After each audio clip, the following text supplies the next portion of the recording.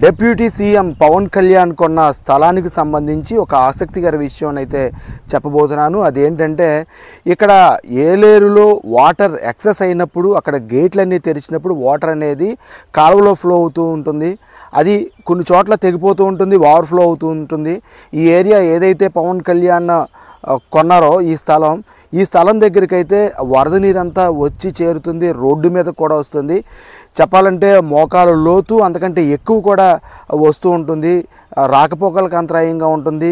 సుమారు ఒక 3-4 రోజులు అదే పరిస్థితి ఉంటుంది. ఎప్పుడైనా సరే అక్కడ ఓవర్ఫ్లో అయినప్పుడు, ఎక్కువగా వర్షాలు వచ్చినప్పుడు, లేదంటే అక్కడ ప్రాజెక్టులో నీరు ఇంకా వాళ్ళు ఆపలేనప్పుడు అధికారులు అయితే గేట్లు ఎత్తేస్తూ ఉంటారు. అది ఆ సమయంలో అయితే ఇక్కడ వరద అనేది వస్తుంది. సో ఈ స్థలం తీసుకున్న తర్వాత ఆయన స్వయంగా ఈ కష్టాలన్నీ చూస్తారు కాబట్టి ఏలేరు ఆధునీకరణ పనులు చాలా వేగవంతంగా జరుగుతాయని ఇక్కడ స్థానికులు అయితే అనుకుంటున్నారు.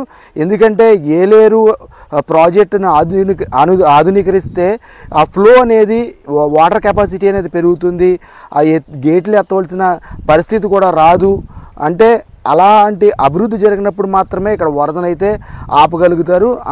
అంతవరకు అయితే గేట్లు తీయకపోతే మొత్తం ప్రాజెక్టే పగిలిపోయే పరిస్థితి ఉంటుంది. కాబట్టి అధికారులు అప్పుడు ఆపలేరు, కంపల్సరీ గేట్లు ఎత్తుతారు. సో ఎప్పుడైతే ఈ ఆధునీకరణ పనులు జరుగుతాయో అప్పుడే ఈ సమస్య అనేది పరిష్కారం అవుతుంది.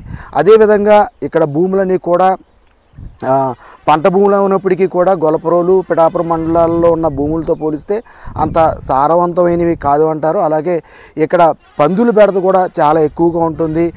పంటను నాశనం చేస్తూ ఉంటాయి. ఊళ్ళో ఉన్న పందులన్నీ కూడా ఇక్కడికి వచ్చి అవి ఒక స్థిర నివాసంగా ఏర్పరచుకునే లోపలు ఉంటాయంట. అవి వచ్చి పంటనైతే నాశనం చేస్తాయంట. ఇలాంటి సమస్యలు అయితే ఇక్కడ ఉన్నాయి.